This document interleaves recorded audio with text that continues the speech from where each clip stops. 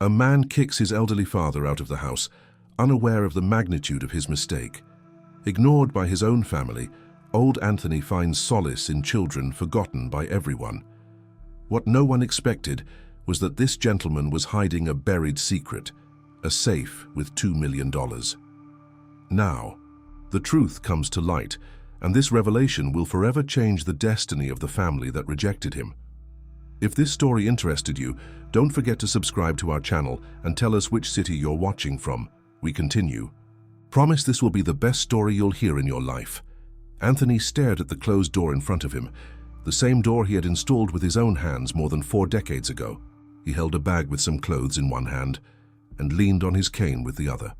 His 78 years weighed more heavily on him at that moment than on any other day of his life. The words of his oldest son, Richard, still echoed in his ears. "This house is mine now, Dad. You don't have a place here anymore." The cold afternoon wind in Chicago cut across his wrinkled face as he slowly moved away from the gate. The house he had built brick by brick, the home where he raised his 3 children after the premature departure of his wife, Claire, was now denied to him. He felt the weight of abandonment, but there was something else in his gaze.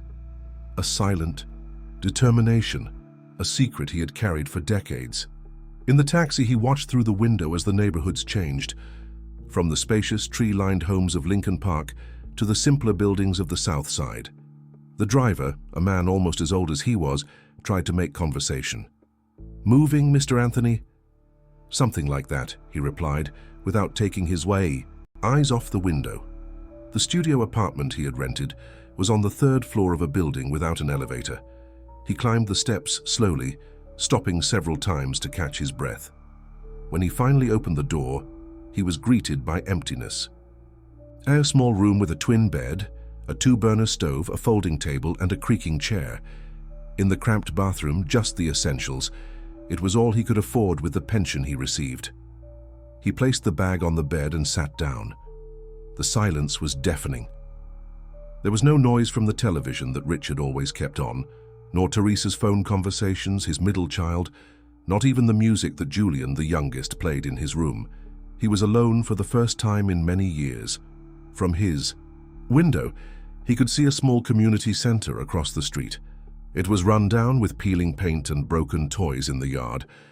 Children ran around, supervised by a middle-aged woman who looked exhausted. The following days established a simple routine. He woke up early, as he always had, prepared black coffee in the old kettle he had brought with him, and listened to the news on the antique radio. Then he carefully descended the stairs and walked around the neighborhood, getting to know his new surroundings. It was during one of these walks that he noticed a broken bench in the park near the community center. Without thinking much, he returned to the studio apartment, grabbed some basic tools he had brought, and went back to fix the bench. His hands, calloused from a lifetime in construction, worked with precision despite the arthritis. "Are you a carpenter?" asked a childish voice. Anthony looked up and saw a boy of approximately 12 years old, with messy, dark hair and curious eyes. "I've been a bit of everything in life, son," he replied, adjusting the last screw. "What's your name?" "Miguel," said the boy, sitting on the ground to observe the work. "I live over there at the center with Miss Rose." He pointed to the woman Anthony had seen in the first days. "Is she your real aunt?" "No," Miguel lowered his gaze. "She takes care of all of us who have nowhere to go." Anthony felt something move inside him. He knew that boy's look well. It was the same one he saw in the mirror every day since being kicked out of his home. "And your parents?" he asked, putting away his tools. "Never knew my father. My mother left when I was 7. She said she'd come back, but—" The boy's voice faltered. Anthony nodded, understanding what remained unsaid. He finished fixing the bench and invited Miguel to be the first to test it. The boy sat down and smiled, a genuine smile that Anthony hadn't seen in a long time. In the days that followed, Miguel began to appear regularly. Sometimes he just watched Anthony fix things around the neighborhood, a broken fence, a stuck door, a dripping faucet. On other occasions he asked to help, and Anthony patiently taught him the trade. Rose, the woman in charge of the community center, eventually approached Anthony.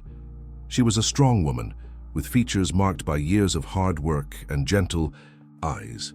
"Miguel talks a lot about you," she said, extending her hand. "I'm Rose?" "Anthony," he replied, shaking her hand.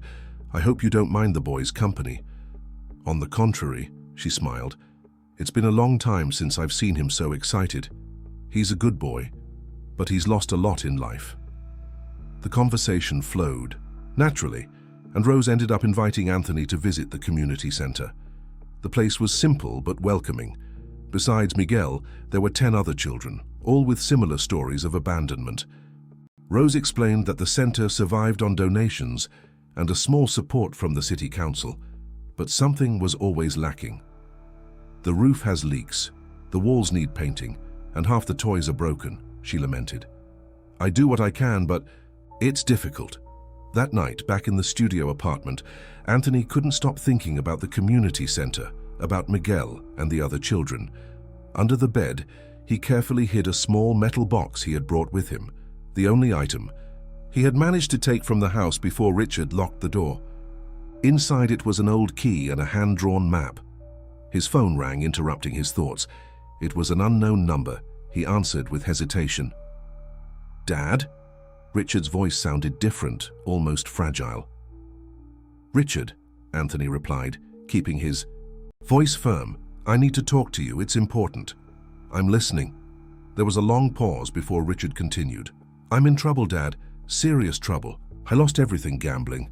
The house, I'm about to lose the house." Anthony closed his eyes. It wasn't the first time Richard had been involved with gambling, but it had never reached this point. "How much?" he asked simply. 300,000, Richard's voice trembled. "The bank will take the house in 2 weeks if I don't pay." The same house that Anthony had built. The same house from which he had been expelled. "I don't have that kind of money, Richard." "But Dad, you always saved money."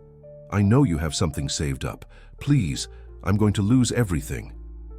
Anthony thought about the safe hidden under the foundation of the house, the secret he had never shared with anyone. Not even with Claire, his late wife. The $2 million, the result of a distant past, remained untouched.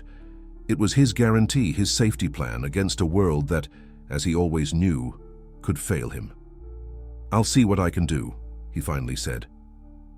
After hanging up, Anthony stood, looking out the window for a long time.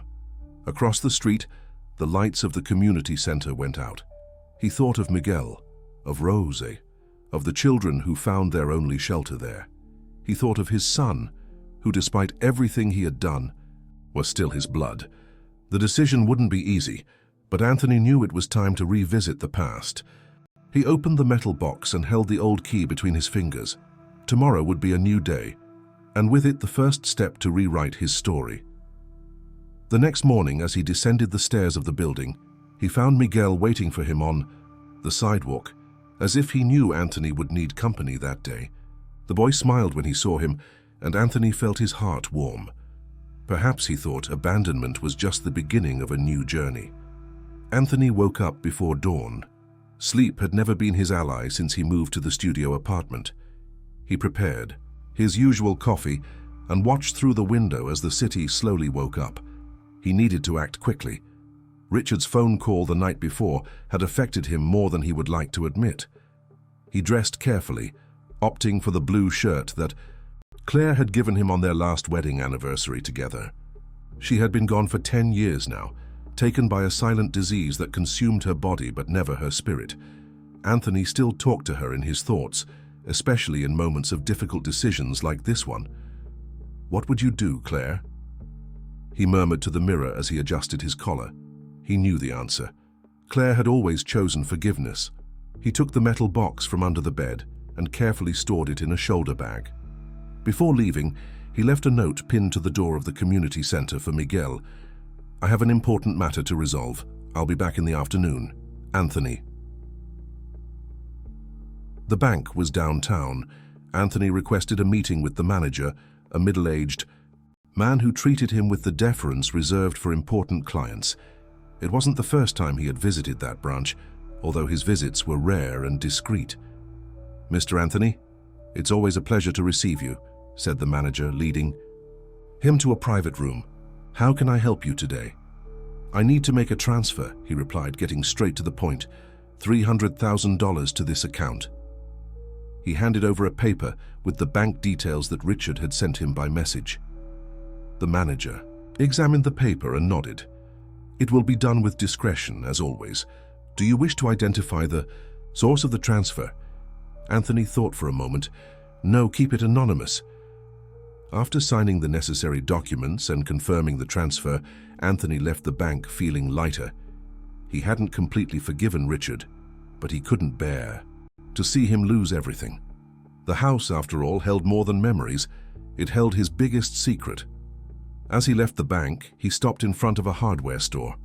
He stood watching the tools in the window, remembering the days when he built houses from foundation to roof. That's when he had an idea. He returned to the neighborhood in the early afternoon, carrying bags with paints, brushes, wood, and basic tools. Miguel spotted him from afar and ran in his direction, his face lit up with a smile. "I thought you had gone away," exclaimed the boy, helping him with the bags. "And leave the bench we just fixed?" "Never," replied Anthony, messing up the boy's hair. "Actually, I was thinking of a bigger project." Miguel looked curiously at the bags. "What kind of project?" "How about giving the community center a new face? Paint the walls, fix the roof, repair the toys?" The boy's eyes widened. "Can we really do that?" "If Miss Rose agrees, yes, and I'll need a good helper." Miguel jumped with excitement. "Me, I can help. I'll call Miss Rose now." Rose received the proposal with surprise and emotion. Her eyes welled up when Anthony explained that he would do the work for free, using his savings to buy the necessary materials. "Why would you do this for us, Mr. Anthony?" she asked, genuinely touched. He looked at Miguel, who was watching the conversation with expectation. "Let's just say I found something here that I thought I had lost." The following days were filled with intense work. Anthony taught Miguel the fundamentals of construction, painting, and carpentry. The boy was an avid learner, absorbing each instruction with enthusiasm. Other children from the center joined the project, each contributing in their own way. Rose prepared snacks and coordinated the little helpers. During a break, sitting in the shade of a tree in the yard, Miguel asked the question that Anthony knew would eventually come. "Why do you live alone in that studio apartment? Don't you have family?" Anthony took a sip of water before answering. "I have 3 children, Richard, Teresa, and Julian, but families don't always stay together as they should." "They don't like you?" The direct question, without filters, as only a child could ask. Anthony chose his words carefully. "We grew apart. It happens in the best families." "Like me and my mom," concluded Miguel, lowering his eyes. Anthony put his hand on the boy's shoulder. "Sometimes the people we love hurt us, not because they don't love us, but because they're lost in their own problems. Have you forgiven your children?" The question caught Anthony by surprise. He thought about the anonymous transfer he had made to Richard, the silence he had maintained since then. "I'm learning to forgive," he replied honestly. "It's a process." Miguel nodded, as if he perfectly understood the meaning of those words. The following week, when the renovation of the community center was almost complete, Anthony received an unexpected visit to his studio apartment. Teresa, his middle child, was standing at his door, her eyes red as if she had been crying recently. "Dad," her voice failed when she saw him. "May I come in?" Anthony stepped aside, allowing her to enter. Teresa observed the small space with a mixture of surprise and guilt. "Is this where you're living?" she asked, her voice low. "It's a good place," he replied, indicating the only chair for her to sit. "Small, but enough for me." Teresa sat down, clutching her purse in her lap. "Richard told me about the transfer. It was you, wasn't it? The 300,000. Anthony neither confirmed nor denied. He served her a glass of water and waited for her to continue. "He doesn't know, or pretends not to know. But I know you, Dad. I know it was you." She took a sip of water, as if seeking courage. "Why? After what he did, kicking you out like that?" "He is my son," he replied simply. "And that house—" He hesitated, almost revealing the secret of the safe, but contained himself. "That house means a lot to me." Teresa began to cry silently. "I should have stopped it. I should have done—" Something when Richard and Julian decided you should leave. I was a coward. Anthony sat on the edge of the bed, facing his daughter. Why are you here, Teresa? She wiped her tears with the back of her hands. I want you to come back. Julian and I talked. We're ready to confront Richard. The house is yours, it always has been. And where will I stay? In the back room? No. Teresa seemed genuinely horrified at the suggestion. In your suite. In your room. As it always should have been. Anthony sighed. Things have changed, daughter. I've changed. Before Teresa could respond, knocking on the door interrupted the conversation. It was Miguel, breathless and excited. Mr. Anthony, Miss Rose is calling. We just painted the last wall and want to show you. Teresa looked curiously at the boy, then at her father. Anthony made the introductions. Teresa, this is Miguel, my assistant in renovating the community center. Miguel, this is Teresa, my daughter. The boy extended his hand politely, but his eyes examined Teresa with a certain distrust. Are you going back with her? He asked directly. No, Miguel, I have a commitment to you all, remember? We're going to finish what we started. The relief on the boy's face was visible. Teresa observed the interaction with growing understanding. You found a new family, she concluded without accusation in her voice. Just a statement. I found people who need me, corrected Anthony, and I discovered that I can still be useful. Teresa nodded slowly. Can I see this community center? Anthony exchanged a look with Miguel, who shrugged as if to say, why not? The three walked together to the center, where they were greeted by Rose and the excited children. The transformation was remarkable. Colorful walls, a new roof, repaired toys, and new furniture. Teresa observed everything carefully, especially her father's interaction with the children and staff. She saw in him a vitality that she didn't remember having witnessed in recent years in the family home. At the end of the visit, while Anthony was showing the new library they had installed, Teresa pulled Rose aside. Take good care of him, she asked, her voice choked. We failed our father, but I see he has found people who value him. Rose smiled gently. Your father is an extraordinary man. He brought hope to this place when we needed it most. Back at the studio apartment, Teresa said goodbye with a tight hug. I'm going to talk to my brothers. Things will change, Dad, I promise. Anthony didn't get his hopes up. He knew that family wounds were deep, and that some promises, however well-intentioned, don't always come true. But he felt at peace with his choices. That night, as he organized his tools for the next day, his phone rang again. It was Richard. The debts have been paid, he said without preamble. I don't know how to thank you. It was nothing, replied Anthony, maintaining the fiction that he didn't know what his son was talking about. Dad, Richard's voice hesitated. Teresa told me about the community center. It seems important to you. Yes, it is. I would like to see it, if you'll allow me. Anthony closed his eyes, feeling the weight of the unspoken words between them. Tomorrow we'll be finishing the exterior painting. Come by if you want. After hanging up, Anthony opened the small window of the studio apartment and contemplated the stars. He thought about the safe hidden under the family house, the money he had kept for so many years, and the new possibilities that were opening up. Maybe it was time to share some of his secrets, not all, but enough to rebuild broken bridges. That night he slept deeply for the first time in months, without disturbing dreams, only with the feeling that, finally, he was on the right path. The day dawned sunny, perfect for completing the work at the community center. Anthony arrived early, bringing sweets for the children and coffee for the adults who would help with the exterior painting. Miguel was already waiting for him, eager to start, wearing an old t-shirt specially set aside for the task. Do you think we'll finish today, Mr. Anthony? Asked the boy, helping to organize the brushes and paint cans. Definitely, he replied, affectionately messing up the boy's hair, especially with such a dedicated helper like you. While instructing the older children on how to properly hold the paint rollers, Anthony kept an eye on the street, not knowing if Richard would actually show up as he had suggested on the phone. Part of him wished his son would come, another part feared the inevitable confrontation. Around 10 in the morning, a shiny black car parked across the street. Richard got out, wearing casual clothes but still too elegant for the manual work. Sillett awaited them. At his side, to Anthony's surprise, was Julian, the youngest son, whom he hadn't seen since the day he was kicked out. Anthony felt his heart race, but maintained his composure, continuing to guide Miguel on the correct technique, to avoid brush marks. Only when his sons crossed the street and stopped a few meters from him did he finally turn to face them. "Good morning," he said simply, wiping his hands on a cloth.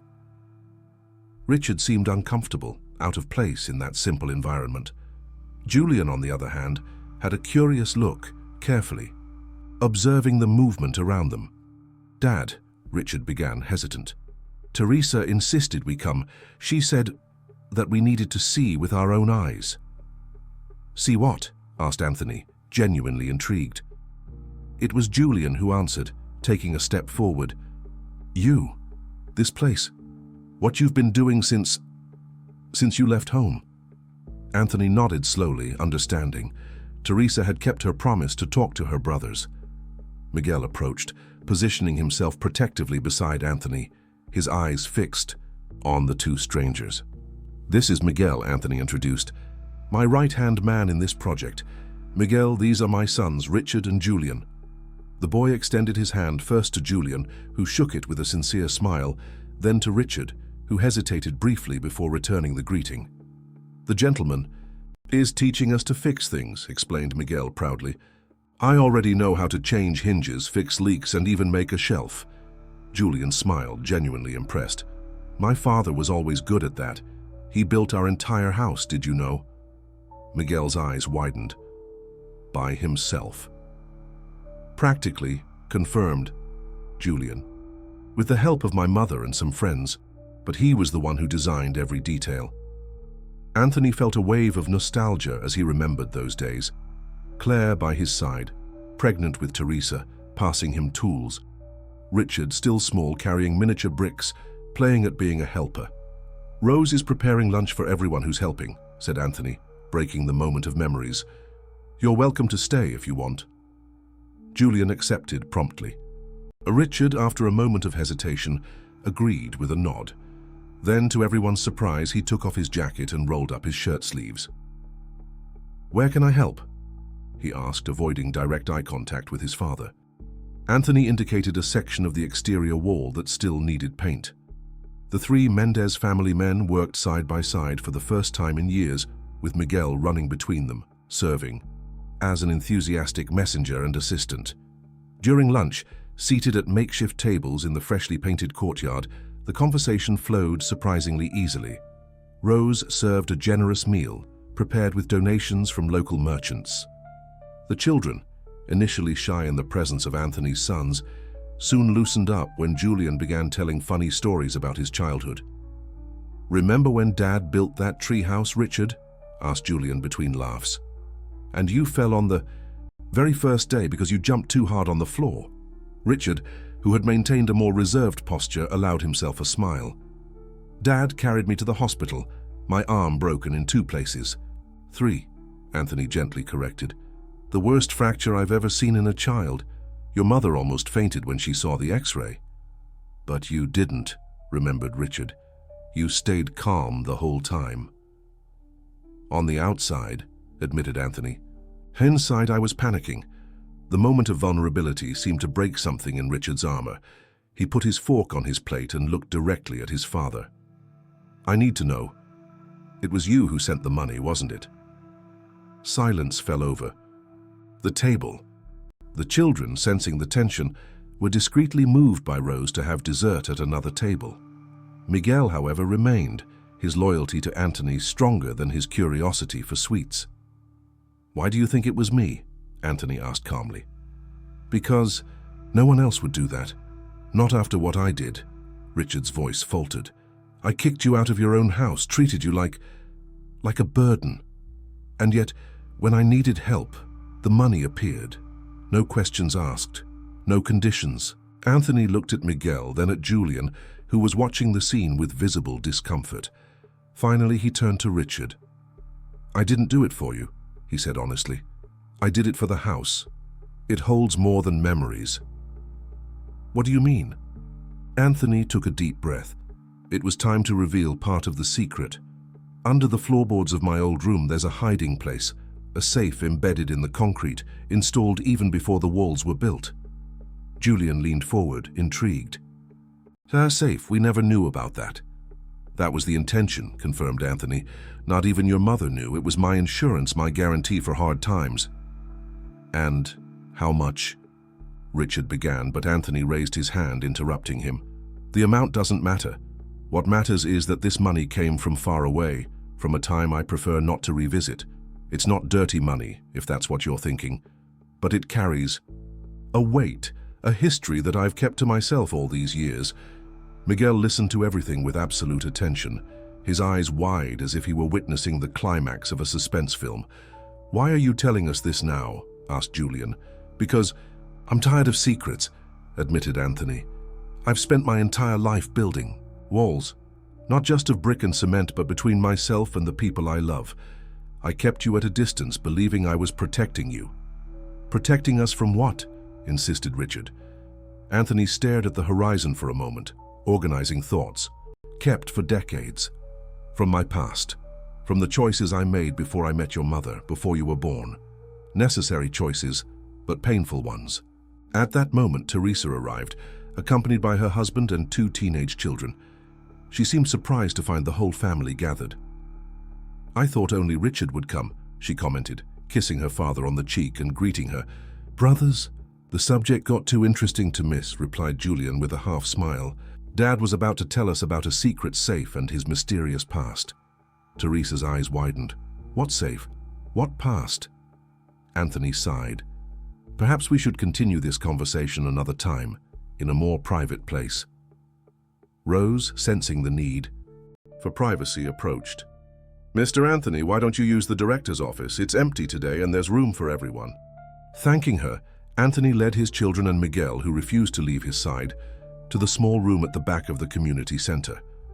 There, seated in school chairs arranged in a circle, Anthony told his story. Before I met your mother, I worked in many places. One of them was a diamond mine in the interior of Colorado. It was hard, dangerous work, and most of the time, thankless. But I got lucky. I found a rare stone bigger than any other ever seen in that region. A diamond? Asked Teresa, incredulous. Yes, confirmed Anthony. I managed to hide it and leave the mine without being discovered. I'm not proud of that. But those were difficult times. I kept the stone for years, not knowing exactly what to do with it. Is that why you never wanted jewelry? Asked Teresa, remembering how her father always avoided the subject when her mother mentioned diamond. Rings or necklaces? Anthony nodded. When I met Claire, your mother, I decided I wanted a new life, an honest one. But I couldn't simply get rid of the stone without raising suspicions. So, I waited. When we got married and decided to build our own house, I saw the perfect opportunity. The safe, deduced Julian. Exactly. I built the hiding place in the foundation, planning to keep the stone there until it was safe to sell it. But the years passed. You were born, and the stone remained hidden. Until when? Pressed Richard. Until your mother's illness. Anthony's voice faltered slightly. The treatments were expensive, the best specialists even more so. The insurance didn't cover everything. We needed money. The 3 children exchanged surprised looks. They had always believed that Claire's treatment had been fully covered by the health plan of the company where Richard worked at the time. I sold the stone through discreet intermediaries. They converted it into cash, a lot of cash. I paid for your mother's treatment, for the specialists, for the experimental medications. I tried everything. But she, Teresa began, without completing the sentence. Yes, Anthony lowered his eyes.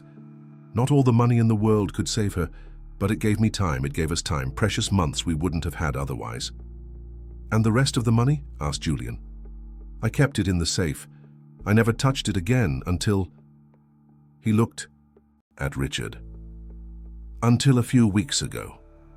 Miguel, who had been listening in absolute silence, finally spoke. Are you like a secret hero, Mr. Anthony? The innocent question broke the tension. Julian laughed. Teresa wiped away a tear, and even Richard allowed himself a smile. "No, Miguel," Anthony replied gently. "I'm just a man who did what he thought necessary to protect his family."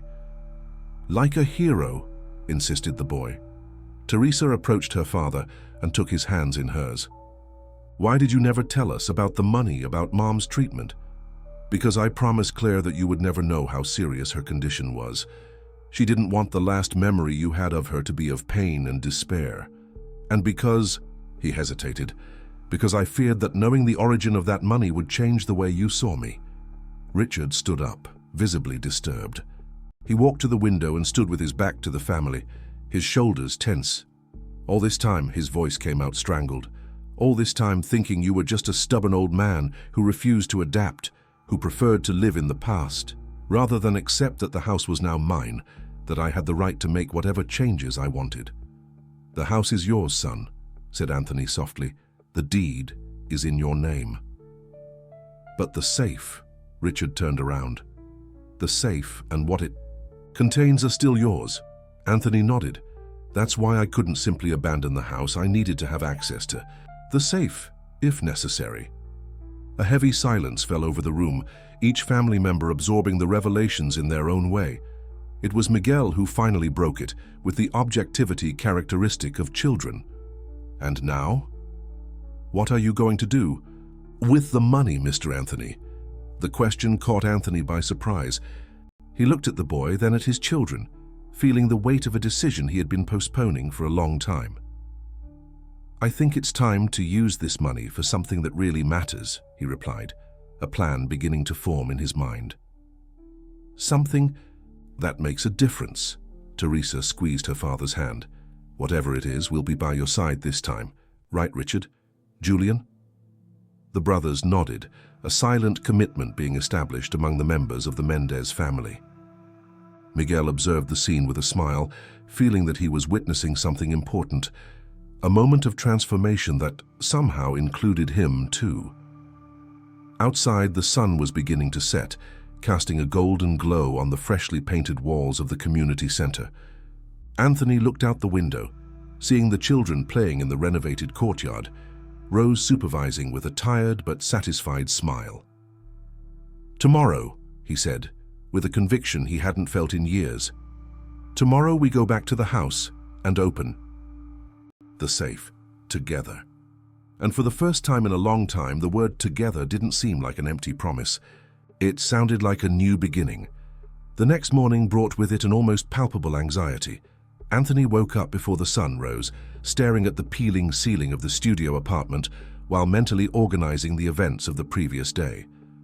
The revelations, the surprised looks of his children, the promise to finally open the safe together, it all seemed part of a distant dream, something that belonged to someone else's life. He prepared his usual coffee and put on his best shirt, the blue one he had saved for special occasions. As he left, he found Miguel waiting on the sidewalk, a small backpack on his back. "Good morning, Mr. Anthony," the boy greeted eagerly. "I'm ready." Anthony frowned, confused. "Ready for what, Miguel?" "To go with you, of course. To open the secret safe." A gentle smile formed on the old man's lips. "Miguel, this is a family matter." The boy's face crumbled instantly, an expression of disappointment so genuine that it hit Anthony like a physical blow. "I understand," Miguel murmured, lowering his eyes. "You have your children now. You don't need me anymore." Anthony crouched down, ignoring the protest from his knees until he was at the boy's eye level. "Listen carefully, Miguel. You were the one who helped me rebuild my life when I had lost everything. You believed in me when I didn't even believe in myself. Never think that I don't need you." "But I can't go," insisted the boy, a stubborn tear rolling down his face. Anthony sighed, knowing he had made a decision long before this conversation. "Yes, you can. If Miss Rose allows it, of course." Miguel's face lit up instantly. "She already allowed it. I asked her last night." Anthony laughed, shaking his head at the boy's astuteness. "Then we better get going. We have a safe to open." Richard arrived punctually at 9 o'clock, as agreed. He seemed different, not just in his more casual clothes, but in his less arrogant posture, his softer gaze. He was surprised to see Miguel in the back seat of Anthony's car, but made no comment. The house that Anthony had built decades ago looked different from the outside now that it was no longer his home. Richard had made some changes: a new garden, a modern fence, renewed paint, but the structure, the foundation, remained the same. "Teresa and Julian are already waiting for us," Richard informed, opening the gate. They came earlier to prepare breakfast. Inside the house, the aroma of fresh coffee and newly baked bread brought a feeling of welcome that Anthony hadn't felt in a long time. Teresa ran to hug him as soon as he entered, followed by Julian. Both greeted Miguel with genuine sympathy, introducing him to Teresa's children, who looked curiously at the newcomer. "So," Julian began after breakfast, when everyone was seated in the living room, "where exactly is this mysterious safe?" Anthony rose slowly. "In my old bedroom, under the floorboards near the window." Everyone followed him to the master bedroom, which Richard had transformed into an office after his father's departure. The old bed had given way to a work desk. The curtains Claire had chosen had been replaced by modern blinds, and the picture frames that displayed family photos were stored somewhere Anthony preferred not to ask about. Kneeling with difficulty, Anthony removed the rug that covered part of the wooden floor. He carefully examined the boards until he found the one he was looking for, slightly darker than the others, almost imperceptible to someone who didn't know what to look for. "Julian, in the second drawer of the dresser, there should be an old knife with a bone handle. Can you get it for me?" Julian obeyed, surprised to find exactly what his father had described. "How did you know it would still be here?" "Because your mother would never throw away a gift I gave her on our first wedding anniversary," replied Anthony, taking the knife with reverence. "Richard may have changed many things, but I know he wouldn't touch her belongings." Richard lowered his eyes, a silent gesture of confirmation. Anthony inserted the blade into the small gap between the boards and, with a precise movement, lifted the wood, revealing a compartment embedded in the concrete. There, protected for decades, was a metal safe the size of a shoebox. Miguel watched, everything with wide eyes, holding his breath as if he were witnessing the discovery of pirate treasure. Teresa's children had similar expressions, while the adults maintained a respectful silence. "The combination," explained Anthony, turning the dial of the safe, "is Claire's birth date, followed by the year we built this house." With a soft click, the safe opened. Inside, organized in sealed envelopes, were bundles of dollars, documents yellowed by time, and a small blue velvet box. $2 million, explained Anthony, removing the envelopes. "Or at least what remained after Claire's treatment, and the loan to Richard." Teresa gasped, touching the envelopes with trembling fingers. It's a lot of money, Dad." "It's just paper," he replied softly. "Kept for too long, serving no one." Anthony handed the small velvet box to Miguel. "Open it." The boy obeyed with careful hands. Inside rested a small, rough fragment of diamond, the size of a fingernail, seemingly insignificant but priceless to Anthony.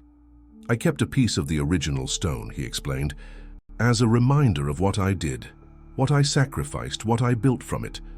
"Why are you showing this to Miguel?" asked Richard, a hint of jealousy in his voice. Anthony looked at his oldest son with kindness. "Because Miguel needs to understand that value isn't just in what glitters. It's in the choices we make with what we have." Turning to his other children, he continued, "I spent years keeping this money as a guarantee against hard times. I believed it was my responsibility to have this insurance, this shield against the world. But I realized too late that the real value wasn't in the hidden money, but in the connections I neglected while I was concerned with protecting you." Anthony removed a separate envelope from the safe. "Here is my plan for this money. I divided it into 3 parts, one for each of you, not as an inheritance, but as a tool to build something meaningful." "We don't want your money, Dad," protested Teresa, emotional. "We want you back in our lives." "The money comes with a condition," continued Anthony, as if he hadn't heard the protest. "It must be used for something that benefits others beyond yourselves, something that leaves a more lasting legacy than bricks and cement." He opened the envelope and handed 3 documents, one to each child.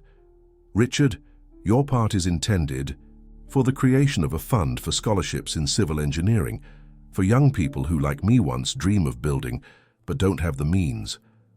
Teresa, your part will finance a treatment center for patients with the same disease that took your mother, offering what we couldn't have at the time: accessible hope.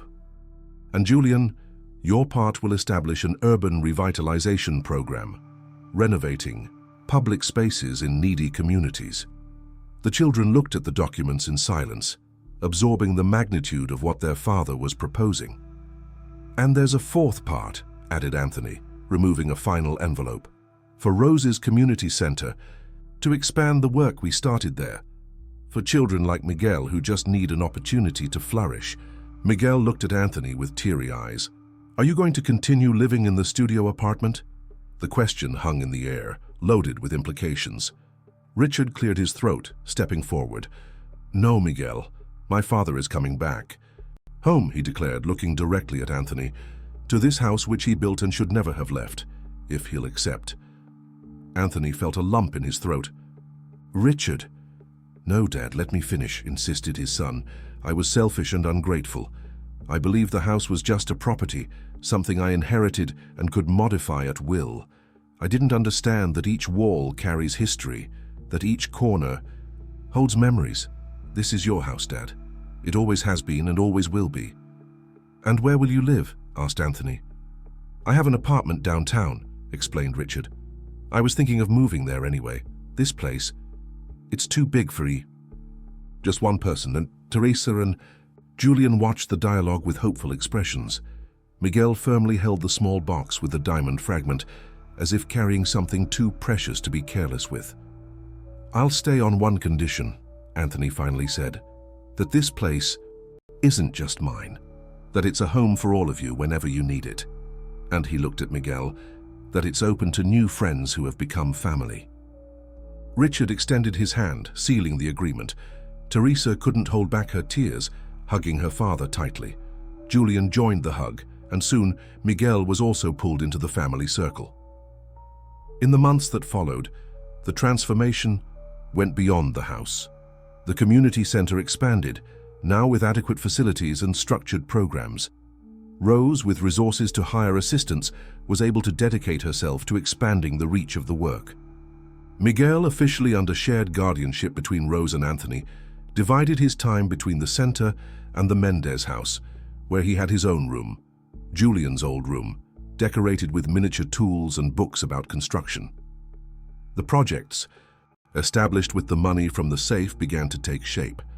Richard, previously consumed by personal ambition, discovered a new passion in selecting scholarship recipients for the engineering program. Teresa, healing her own wounds by helping others, became a constant presence at the treatment center she had helped found. Julian personally coordinated the urban renovations, often bringing Miguel to learn about project planning and execution. On a Sunday afternoon, 6 months after opening the safe, the family gathered for lunch in the garden of the house. Anthony, seated at the head of the table that Claire had chosen decades ago, observed his children, grandchildren, and Miguel talking animatedly. On the table, the small diamond fragment now rested on a simple stand as a silent reminder of where everything had begun. You know what Mom would say if she were here? Asked Teresa softly, sitting next to her father. What? She would say, finally, smiled Teresa. We finally found the true treasure that was hidden all this time. Anthony nodded, understanding. The real treasure had never been in the safe under the floorboards. It was there around the table, in the rebuilt connections, in the shared smiles, in the forgiveness offered and accepted, in the rough diamond that was Miguel, polishing himself day by day, in the family that had expanded to include not only blood ties but bonds of choice. As the afternoon began to fall, Richard raised a glass. A toast, he proposed, to Dad, who taught us that building goes far beyond raising walls. And to Miguel, added Julian, who reminded us that family can be found in the most unexpected places. And to Mom, completed Teresa, who somehow, even in absence, continues to bring us all together. Anthony raised his glass, feeling a peace he had sought his entire life. The safe was empty now, its contents transformed into seeds planted in fertile soil. Some were already sprouting, others would take years to bloom completely, but all carried the promise of a legacy that transcended the material. Miguel, seated beside him, smiled with the peculiar wisdom of children who have known enough of life to value its simplest moments. "Mr. Anthony," whispered the boy, "I think you're rich again." The old man looked around, at the house he had built, at the family he had regained, at the future that was taking shape before him, and knew Miguel was right. Some riches don't fit in safes, can't be quantified, don't diminish when shared. On the contrary, they multiply with every smile, every hug, every moment of genuine connection. "Yes, Miguel," he answered softly, "richer than I ever imagined being." The end. Dear listeners, we hope Anthony's journey has touched your hearts.